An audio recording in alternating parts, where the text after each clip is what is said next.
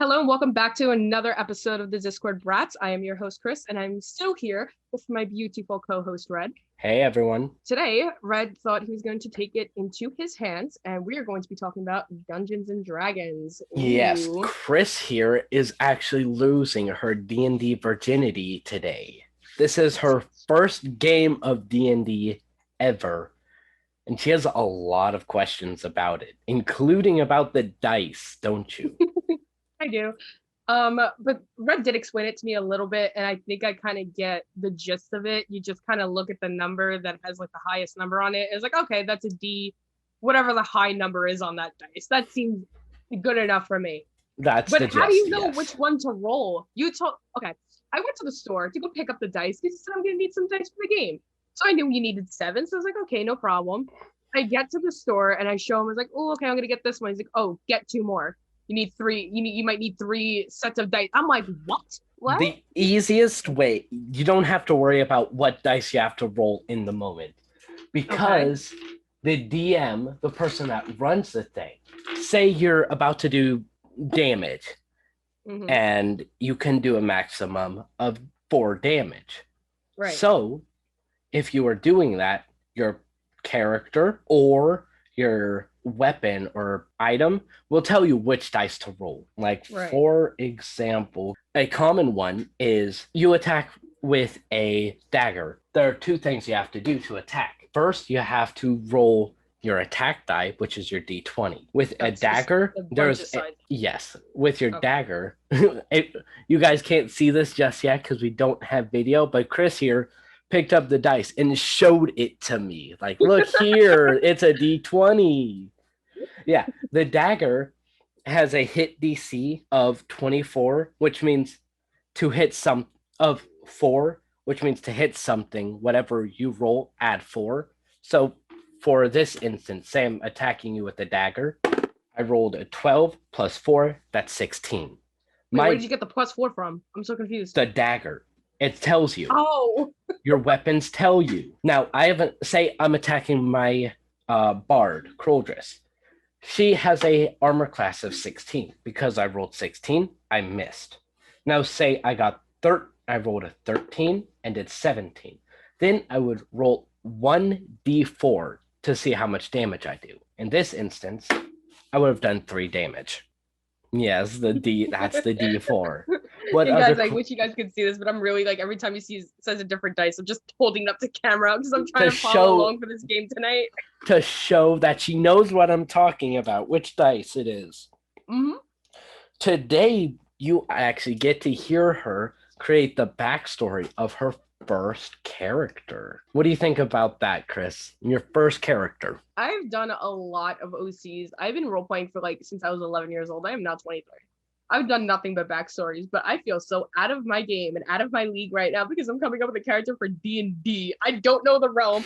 All I know is that I think I'm a Celtic with like a shitty, fucked up back story that's supposed to go with it. Okay. But you No, what she chose, she is a female hexblood. It's from the test things, the ones where they're making new races, making new classes, and you can test them out. She chose a hexblood, and she is a cleric at the same time. Those go opposite, but that's going to be very interesting. I'm excited to see what she does with this character because she is really good at roleplay. Not only that, she chose the haunted feature, haunted one background. that's what I was talking about. Yeah. The So fucked up shit, the we haunted have background. to come up with her background. Who is she? Who is this character named Bethany? The world may never know. The world may never know, but How many licks does it they take are to get learning to the tonight. center of Tootsie Pop? The world may never know. All right, Chris. So Yeah, about your character, where do you want to go? Like, what is this the haunted? game, obviously. What about your character made it so they became a haunted one? What traumatized them so much that it affects them to this day? I feel put on the spot, and um, Well, I am putting you on the spot because we got to figure mhm. this out. Hi guys, this is Panicky Chris, not my usual bitchy funny person. Different person. How about you help me out with this? You've been helping me make my character the whole time. You can help me come up with the backstory. I don't know the realm of D&D, what's allowed, I what's have not allowed. barely done anything for your character. I'm not like one of those other guys, my DM, that shows everything for his partner's character. Okay, but we could be like that though. This could be us, but you play it. No, no. The thing you did choose is she was a child of the wilds. What does that mean again? Animals and mysterious whispers were the only family she ever knew, which means she's an orphan. This reminded me so much of one of my OCs. It's not even funny. Okay. Did anything severely traumatic happen to that OC? What didn't? Is the thing. Okay, give a basic description of this OC that you did. I'll give you her species of what she was. She was a huntress, and she was a vampire and a huntress. She was a huntress. She was born huntress, turned into a vampire. Like, her backstory is really fucked up. And she From now on, you're just going to be known as Chris, the person that creates the fucked up backstories. No, seriously. Like, you can... Oh, well, I don't talk to her anymore. I was going to tell you to text one of my friends and ask her how fucked up her shit was. So what about this character made it so fucked up? I don't want to say too much in case that, you know, anybody listening to this can get triggered. But I'm going to throw a trigger warning out there anyway. She was severely, severely abused as a child. And that is all I'm going to say. Because for the sake of people's sanity and stuff like that and triggers, I don't want to keep... That is fair. Well, you can do that with this character in D&D. Do you want to or no? I mean, I guess. No, this is your character. You decide. Okay. So that was a character that, like, you know, with the way that she was treated as a child, that was like a different character. The Bethany for my D&D one, I actually based off of a different character from one of my other role plays. Her backstory basically is from a TV show called The Vampire Diaries. She's an OC off of that TV show. So she has like these two brothers or whatever back in like the 1800s and stuff. She got separated from them when she was 16. And long story short, her captors basically tried to kill her, and this guy came in and saved her. He was like a vampire and stuff. She fell in love with him. And, you know, flash forward a couple of years, she ended up pissing off one of the wolf packs, and they ended up slaughtering him right in front of her. If you say that I could use Vanessa's story instead, I think I may swap. Actually, that makes much more... That would go with the backstory to be a hexblood. That's nice? Yeah. And yes, a hexblood is where wishing fails, ancient magic can offer a heart's desire, at least for a time. Hexbloods are individuals infused with eldritch magic, fey energy, and mysterious witchcraft. Some who enter into bargains with hags gain their deepest wishes, but eventually find themselves transformed. That can be ears in split in forked points, skin in wild shades, lengthy hair that regrows if cut, and an irremovable crown. They also have hex-like traits like long life, dark vision, and a variety of magical methods to beguile the senses and avoid the same. Many gain their lineage after making a deal with hexes. Others reveal their nature as they age, particularly if a hag influenced them in early life, even from before their birth. All right.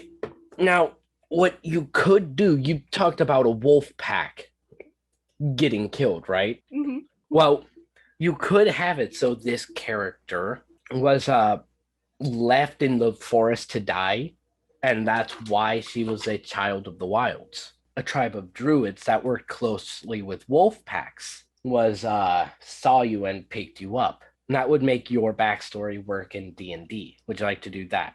Sure.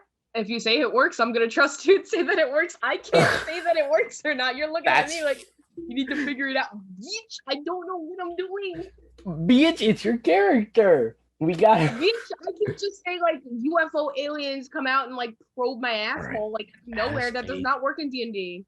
So what other questions about D&D do you have? All of them. Go ahead and ask. Let's get this out so the newbies... learn as I say well. all of them, but I don't know what to ask. Like, you're the D&D master here. Like, I am not a master. I just love the game. okay, but like, you still know what right and wrong questions to ask. I have There no idea. are no wrong questions. That's the thing. Are there There's no. vampires in D&D? I believe so. Yeah. You didn't tell me? I. Guys, I Yeah. feel And cheated. let me just. Everybody needs to post on social media, hashtag red cheated Chris at being a vampire for D&D. Yeah. Whatever. Speaking of social medias, I will be making the podcast Twitter and Instagram today. So it'll be on from this episode on the rest of them. So make sure you give us a follow there. The tag will be at the Discord Brats. What other questions do you have, Chris? I'm gonna have to say plan with the map and everything that you do every week that you ignore me for an hour and a half doing. Yes, I do that. Like, guys, that sudden realization on his face just now. I love D&D. I have a deep appreciation, okay? It's just a casual, deep appreciation. Wait, what does that have to do? So you're not supposed to, you don't have to do the map thingy? No, you don't have to. Oh. So then you ignore me on purpose. I just love to do that. I'm trying to practice. I'm messing with you. I'm trying to practice what I need to do to become a DM myself. Ooh. I think you'll do great either way. The DMs do the most. What a DM is supposed to be is a storyteller, not of your story or someone else's story. They are a storyteller helping write and learn about the adventures of the characters that the player made. For anybody here asking any questions, DM also stands for Dungeon Master. Yes. There's also GM or Game Master. It's the same thing. How does the games like go on like online? The way my other campaign's been doing it is he just streams the important stuff that only the DM can see, and that's how we see everything. And like for rolling the dice, you just roll it and say what number you got, just like in real life. Like, offline. what if I roll a dice and it'd be like, oh, nat 20, nat 20, nat 20? Like, how do they know you're not cheating? Well, first of all, nat 20s are very rare to get. Like, go ahead, roll the d20 5 times and tell me if you get it, if you actually got a 20. Yeah, this is 20. Okay, ready? 1 is 13, 2 is 17, 3 is 14, 4 is 3, 5 is 5. Yeah, did you get a nat 20? No. The thing about this, the thing you do have to be careful with, your current hit points is your health. You can die in D&D. Your what character, happens if I die? If your character dies and no one has a spell that can revive you, you're dead. The character's just done. Then I'd have to come up with a new character and bring them in again. Uh-huh. Oh. My first campaign, my DM, the DM for the other campaign I'm doing, immediately killed my character. Like he looked for it without reminding me of things. Because that one game I did to start it out was the first game I'd done in 5 years, so I forgot a few things. And he just jumped at killing the character. He's not gonna kill mine, right? Because I'm gonna be really upset if that thing This dies. is a different DM. Okay. This guy's actually good. He knows the rule book. He knows what to do. He knows the rules. Right. The other guy, he's still learning the rules because he's been playing D&D for a year. And he's already a DM, which is not that good because it makes it a little rough at times when you're trying to do stuff. But it is what it is. Now I have the other campaign. It is what it is.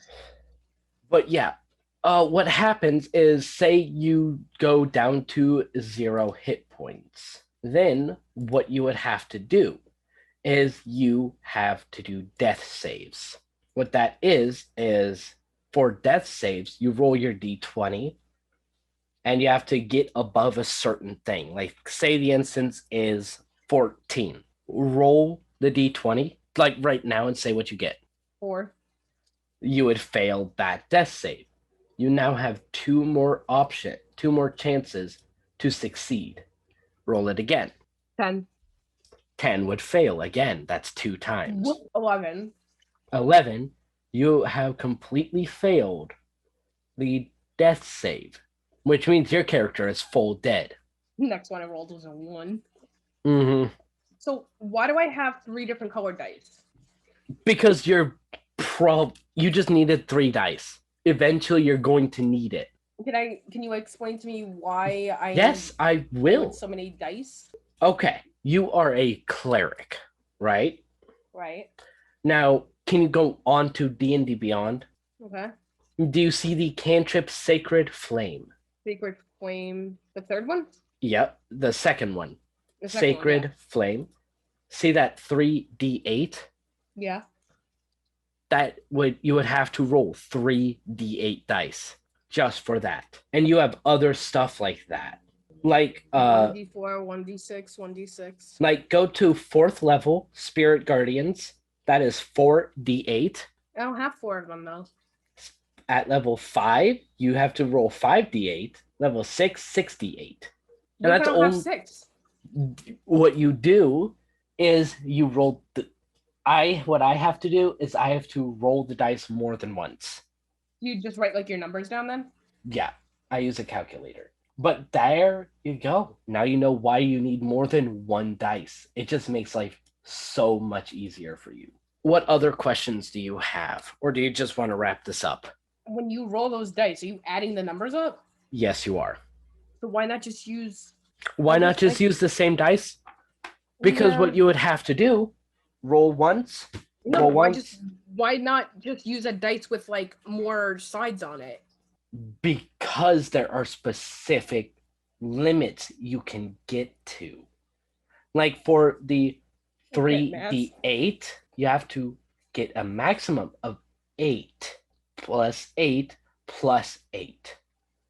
If you use a dice that is equal to that maximum, it doesn't really change it because there are numerous different things you could do.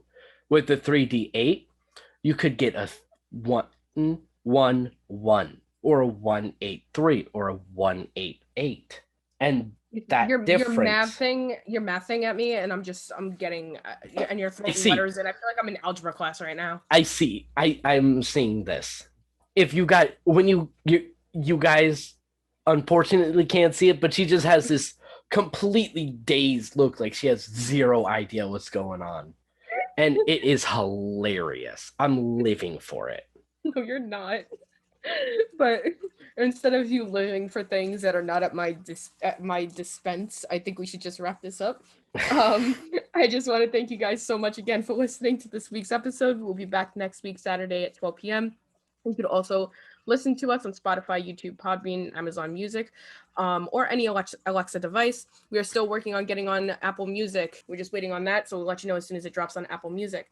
Make sure you're hitting the follow button and the subscribe button to stay updated when a new episode comes out. And you can also follow us on Instagram for any and all updates regarding the next show. My handle is CSEV97, and Red's is Redmoonsystem. We're the Discord Brats, and until next Saturday, peace out.